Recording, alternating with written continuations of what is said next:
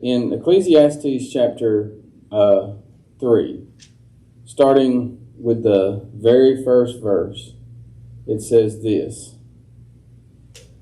"For everything there is a season, time for every activity under heaven, a time to be born and a time to die, a time to plant and a time to harvest, a time to kill and a time to heal, a time to tear down and a time to build up, a time to cry and a time to laugh, a time to grieve and a time to dance, a time to scatter stones and a time to gather stones, a time to embrace and a time to turn away, a time to search and a time to quit searching, a time to keep and a time to throw away, a time to tear and a time to mend, a time to be quiet and a time to speak, a time to love and a time to hate, a time for war and a time for peace."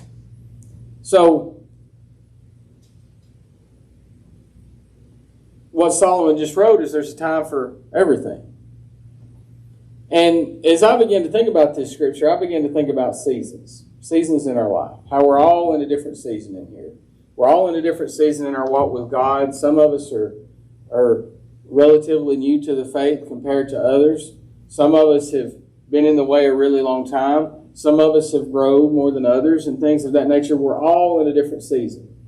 But let's keep on reading. It says, "What do people really get for all their hard work? I have seen the burden God has placed on us all. Yet God has made everything beautiful for its own time. He has planted eternity in the human heart. But even so, people cannot see the whole scope of God's work from beginning to end. So I concluded there is nothing better than to be happy and enjoy ourselves as long as we can. And people should eat and drink and enjoy the fruits of their labor, for these are the gifts from God.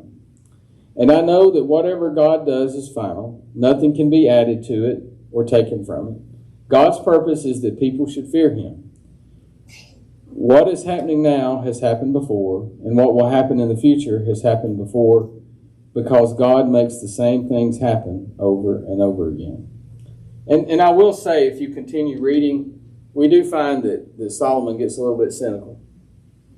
Ecclesiastes is one of those books that is called a book of poetry, but there's certain things that Solomon says in there that kind of like, and so you really have to do a lot of deep study and deep meditation to allow God to give you the revelation. But and I'm not saying that there's nothing wrong with the last couple of verses in that chapter, but we're not going to go there. We're going to stay in the top part, because I want us to understand something. There's a couple of things that we deal with in life that can sometimes create a little bit of urgency about stuff. And I know that a couple of weeks ago, or maybe it was last week, I preached about anxiety and stuff like that. And, and this isn't necessarily a continuation of it, but what we have to understand is that God does things in His own time. And, right now we live in a society of right now and immediately. Being calm and rational is not a rare trait that people have this day and time. I mean, I've seen people become so impatient. I've heard that huff and that puff of when something takes time. It's not just an instant thing. We can't just mash a button and, oh yeah, you're there, you're good. I've seen people get impatient with other people in the stores and things like that. I've seen people kind of just rush around a little old lady that's there. She just got her check, the other day, and she's pushing the buggy and the pocketbooks on her arm right there, and she's just plodding along, and Grandpa's behind her just kind of walking. I've seen people get huffy and go around that, And I think to myself, how can you be that way? And that may sound like a fleshly thought, I guess, but how can you be that way? Be so impatient when, for all intents and purposes, this could be the last time one of them might even go to the grocery store. I know that kind of made it real sound all serious and stuff like that. But we don't know what tomorrow holds. We don't know what changes can occur and it be in an instant and not be planned for. I was reading in kind of scrolling through Facebook the other day, and apparently there was an accident where somebody got killed. It was an ATV accident or something like that. And in an instant, a life was changed just like that. And without anything or any control or anything like that someone may have had, all of a sudden, they went from one season to another. But what doesn't change? God. God doesn't change. And so, as we think about that, let's go to another passage of Scripture. Let's go to Hebrews chapter 11. Now, this verse has been quoted a lot here lately, and we're going to read it and quote it some more. But listen to what it says. It says, faith shows the reality of what we hope for. It is the evidence of things we cannot see. Through their faith, the people in days of old earned a good reputation. By faith, we understand that the entire universe was formed at God's command. In other words, He spoke it into existence. He said, "Let there be light," and there was light. And you might say, what does faith have to do with God saying something? God understood and believed in the powers of His own words. So when He said it, it happened. It said, it is by faith, back to verse 3, by faith we understand that the entire universe was formed at God's command, that what we now see did not come from anything that can be seen. It is by faith that Abel brought a more acceptable offering to God than Cain did. Abel's offering gave evidence that he was a righteous man, and God showed His approval of this gift. Although Abel is long dead, he still speaks to us by his example of faith. It is by faith that Enoch was taken up to heaven without dying. He disappeared because God took him. Who pleased God. For before he was taken up, he was known as a person who pleased God. And it is impossible to please God without faith. Anyone who wants to come to Him must believe that God exists and that He rewards those who sincerely seek Him. It is by faith that Noah built the ark to save his family from the flood. He obeyed God, who warned him about things that had never happened before. By his faith, Noah condemned the rest of the world, and he received righteousness that comes by faith. It was by faith that Abraham obeyed when God called him to love Him, to leave home and go to another land that God would give him as an inheritance. He went without knowing where he was going, and even when he reached the land God promised him, he lived there by faith, for he was like a foreigner living in tents, and so did Isaac and Jacob, who inherited the promises. Abraham was confidently looking forward to a city with eternal foundation, a city designed and built by God. It was by faith that even Sarah was able to have a child, though she was barren and was too old. She believed that God would keep His promise. And the whole nation came from this one man who was as good as dead. A nation with so many people that, like the stars of the sky and the sand of the seashore, that there is no way to count them. All the people died still believing what God had promised them. Now, I want to stop right there for a moment, because we started this off talking about there's a time. There's a time for this, and there's a time for that. And a lot of times we can become completely discouraged when God isn't doing things the way that we want Him to do it. You know, I know that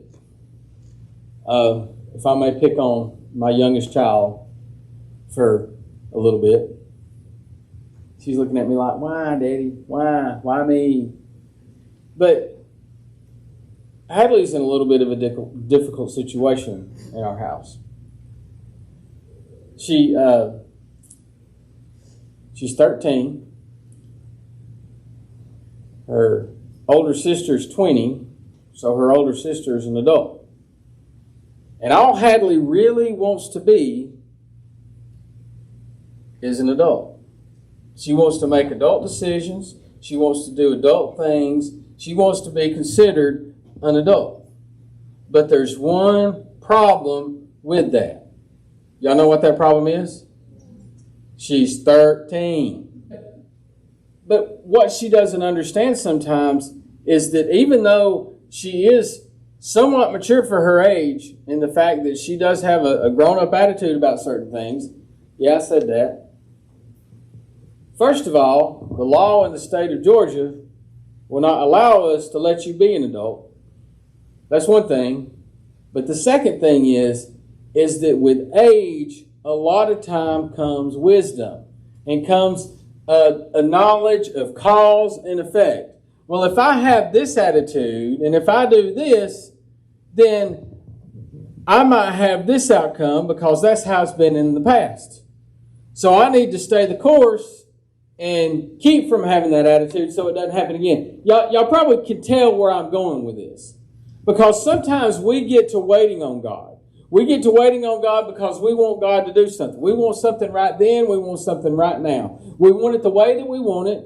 And we're not accepting of anything else because if God doesn't do it exactly the way that we want it, then obviously I've done something wrong, or God doesn't love me, or God doesn't care. That's the attitude a lot of times that the world will take when we don't get our way about what we think God should do.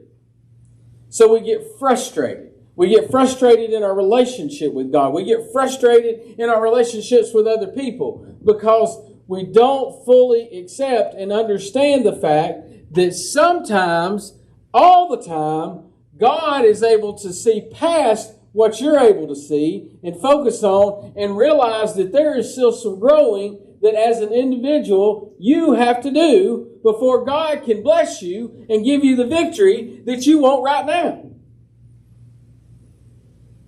And sometimes that's really difficult for us to accept. See, one of the things that we've tried to explain to Hadley is the fact that you really don't want to be an adult. You really don't want the responsibility. Anybody in here like paying bills? Anybody like paying bills? Can I get a show of hands? Okay, I didn't think so. Nobody wants to pay bills. Anybody in here truly enjoy getting up and going to work every morning? Now, I like my job. I mean, it helps pay the bills. Heather likes her job. But if we'd have our way, then we'd be living in a camper somewhere out in the Rocky Mountains. Not having to work. Not having to pay bills. Not having to do that. That would be the life that if we could choose for ourselves, that would be the choice that we would make. You might be saying, well, lots of people are doing that. I mean, just get a job where you can. It's not that simple. We are deeply ingrained in this community that we're in.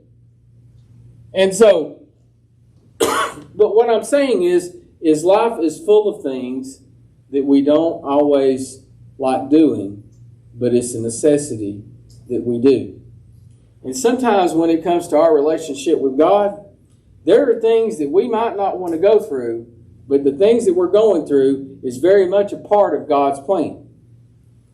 Because God will teach us, God will shape us, and God will mold us into the best that we can be if we allow Him to.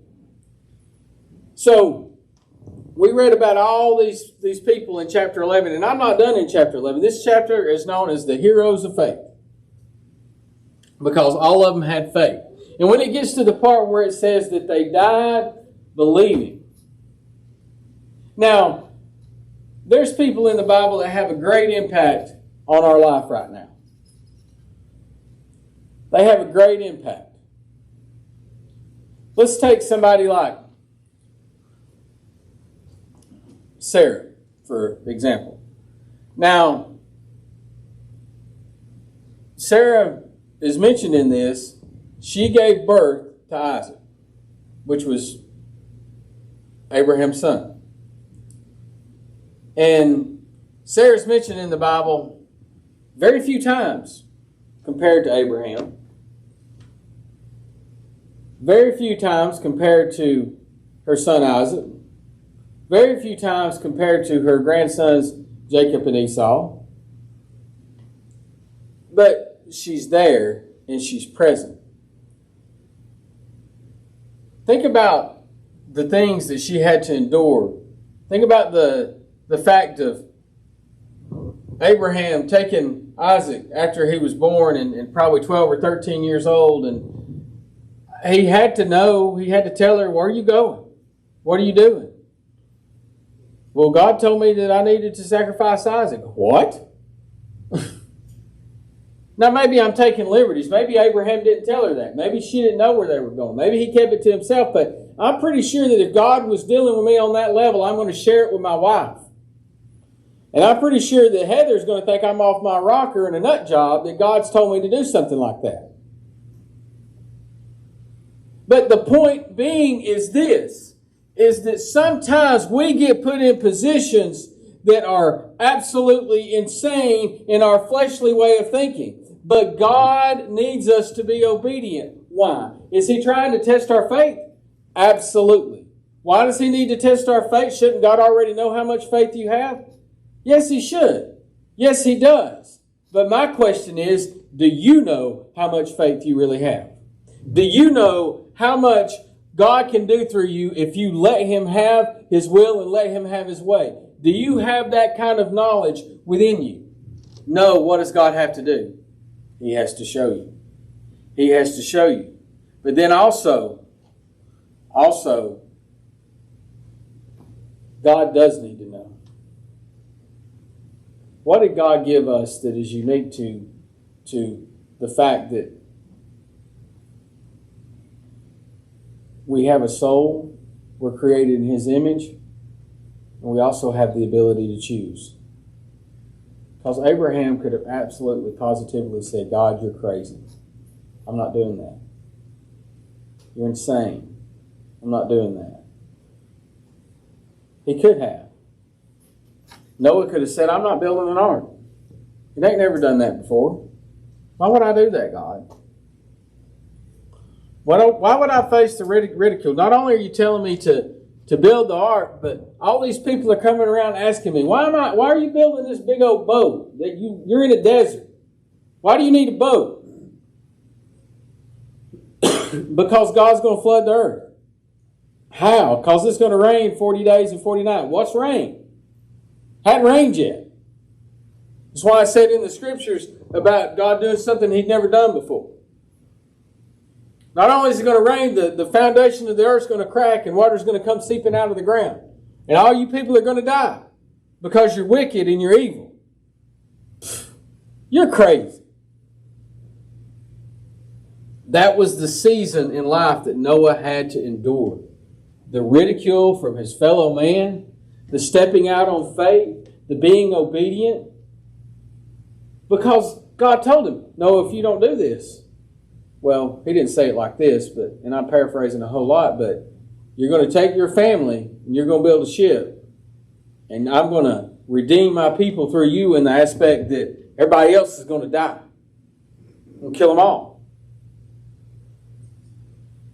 That's kind of a heavy weight for one man to bear. Think about that season in his life. Think about the things that he had to endure, the things that he had to go through.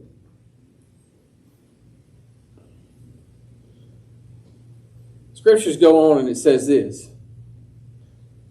I stopped at verse 13. It says, and all these people still died still believing what God had promised them. Abraham never saw Jesus. Abraham never saw the massive tribes, the 12 tribes that would come from his loins and He never saw that. He never saw the Red Sea part. He never saw Moses standing up on a mountain with his staff held out and his other hand held out, and all his descendants defeating armies and running the Hittites and the Shittites and all the Tites out of the Canaan land. He never saw that. But he believed that God would do exactly what he said he would do. And in order for that to come to fruition, Abraham had to endure. He had to endure the seasons of his life. Goes on and it says this. And all these people died still believing what God had promised. They did not receive what was promised, but they saw it from a distance and welcomed it. They agreed that they were foreigners and nomads here on earth. Do you hear that? This isn't home. What does a nomad mean? It means they wander. This isn't home. Where's home? Home's in heaven. Home is with God the Father, Jesus the Son, Brother Jesus. Obviously, people say who such things are looking forward to a country they can call their own. If they had longed for the country they came from, they could have gone back. But they were looking for a better place, a heavenly homeland. That is why God is not ashamed to be called their Father, for He has prepared a city for them.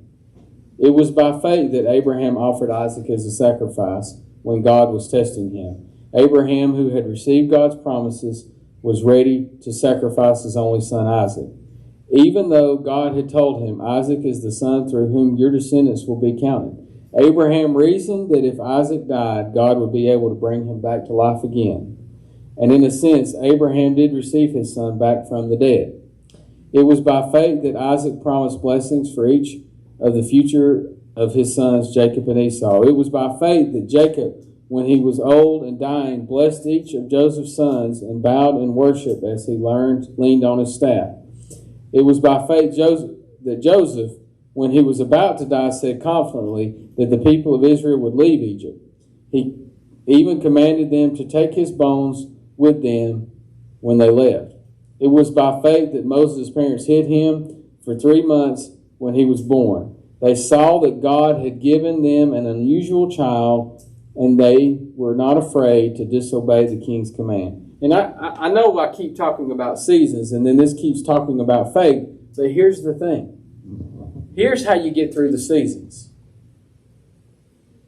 Now, some of you may be at this point in your relationship with God that God has revealed some things to you about what your future might be. Maybe some of you haven't got that far yet. Maybe some of you might think that you're already past the highlight of how God can use you and all that kind of stuff. I'm here to tell you that's not true. But this is what I want you to get from all these things that I'm reading. Just believe that God is going to do what He says He's going to do. Just believe.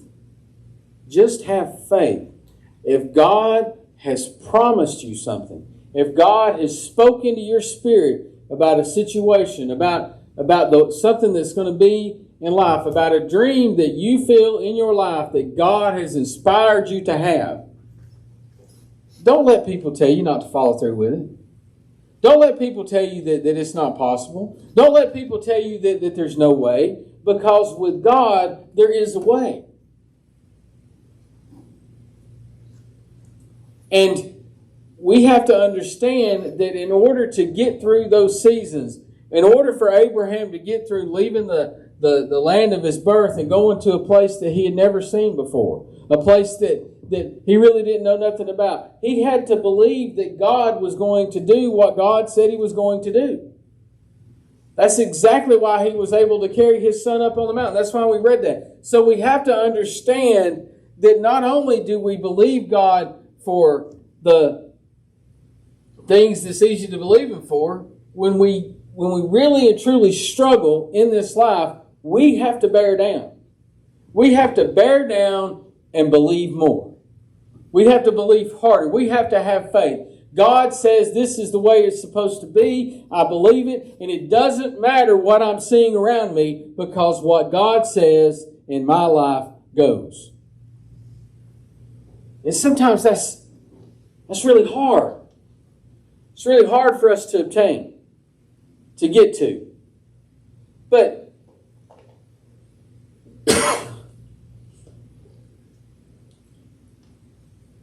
it took almost 20 years from the time that Abraham left until Isaac was born. 20 years.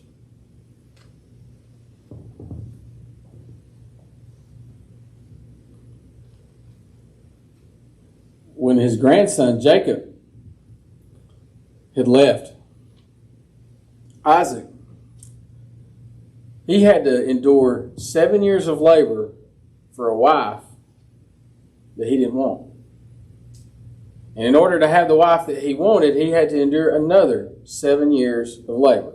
Now, we understand that Jacob was a trickster. We understand that Jacob got in the position he got by conniving and cheating and doing things that he shouldn't have done to begin with. But the fact was, Jacob was the one that God had chosen to begin with. But he had to endure 7 years, 14 years, for a woman that he loved and also a woman that he didn't.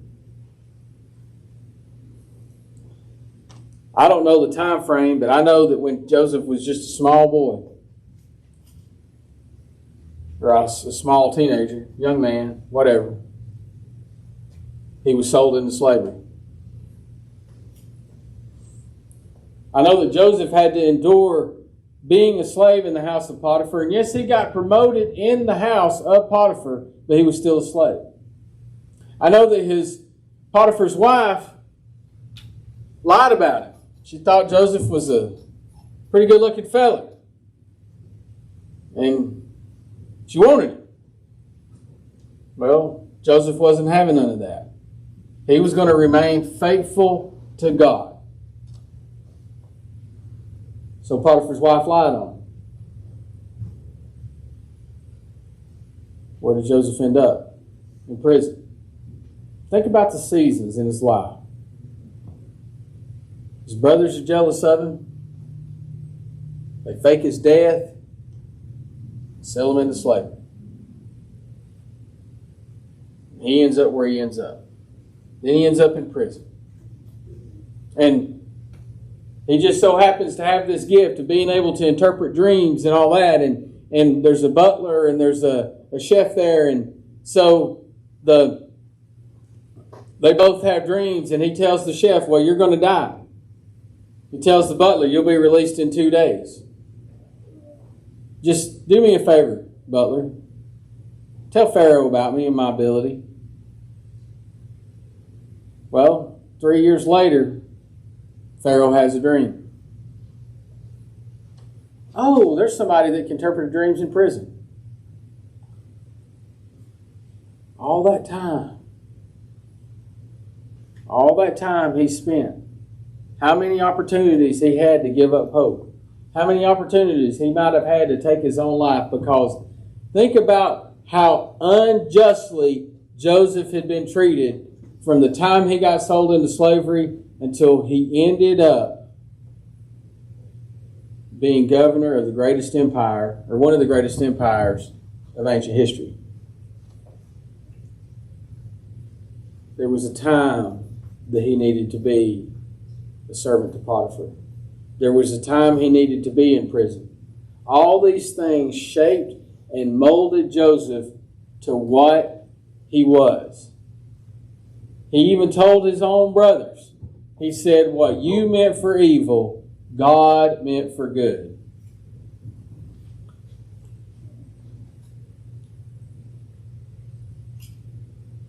So, I want to move on to some more scripture. We're going to read the same verse, but we're going to read it in 3 different versions, and I've all got it here. You can just leave it in the New Living Translation if you want to, but it says Isaiah chapter 40, verse 31. And this is what it says. It says, but those who trust in the Lord will find new strength. They will soar high on wings like eagles. They will run and not grow weary. They will walk and not faint. And I like the fact that the New Living Translation is different from the other translations that I'm going to be reading, because it says those who trust. Those who trust in the Lord. See, trust is a very valuable thing when it comes to relationships. Can you have a marriage? Well, let me correct this. Can you have a good marriage without trust? No. Can you have a good friendship without trust? Nope. As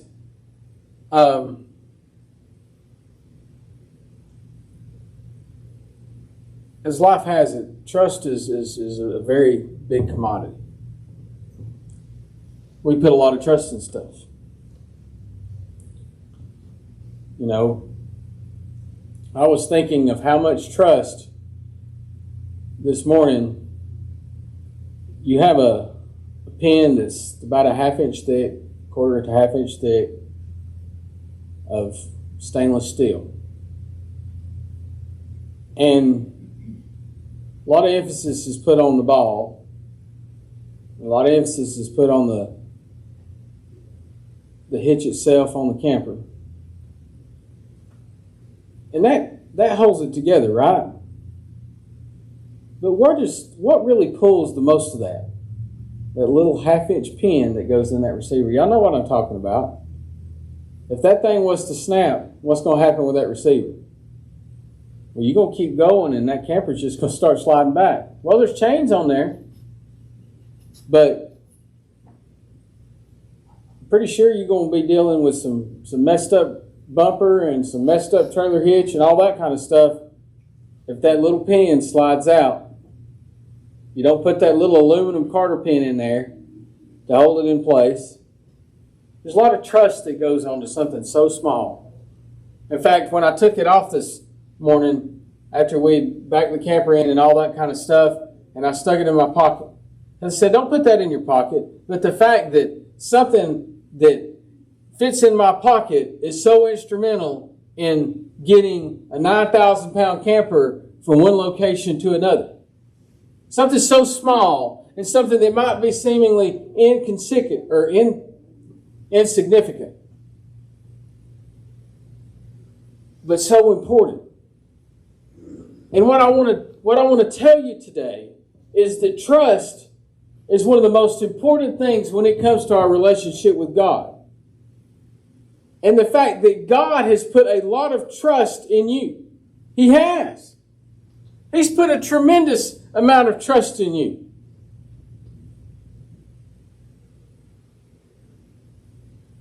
So we need to return the favor. We need to trust Him. That's what faith is. That's what hope is. That is the epitome of trust. I believe and I hope. And I trust that God is going to do what He says He's going to do. So we've read the NLT version. Now let's read the King James Version. It says this in Isaiah chapter 40, verse 31. It says, but those that wait upon the Lord shall renew their strength. They shall mount up on wings as eagles. They shall run and not be weary, and they shall walk and not faint. So now we hear the word wait.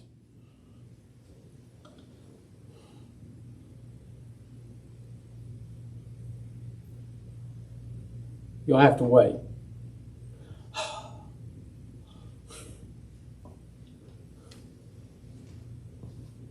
I don't want to wait. I want it now. I got to have it now. But those that wait upon the Lord. I've often heard people talk about this scripture and they talk about service. And I've actually preached that before myself, and I believe that it means both. You have a waiter. They serve you food. We serve God. The correlation there is pretty good. But in the context of today, those that wait upon God, those that wait upon the Lord. Abraham, I need you to go somewhere. Where? I'll tell you when you get there. Okay. God, I don't have an heir. I give you one. Okay. When? When it happens. Okay.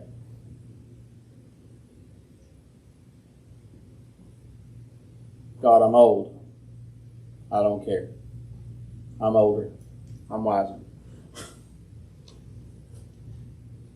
Sounds kind of funny. Sounds kind of humorous. Here Abraham and Sarah are like in their 90s and 80s having a kid. But that was the way God meant it to be. Abraham had to wait. It had to be a situation of only God could do it. And Abraham and Sarah were willing to wait on God to do things in His time. We have to realize that God does things for a reason. God does things in His own time.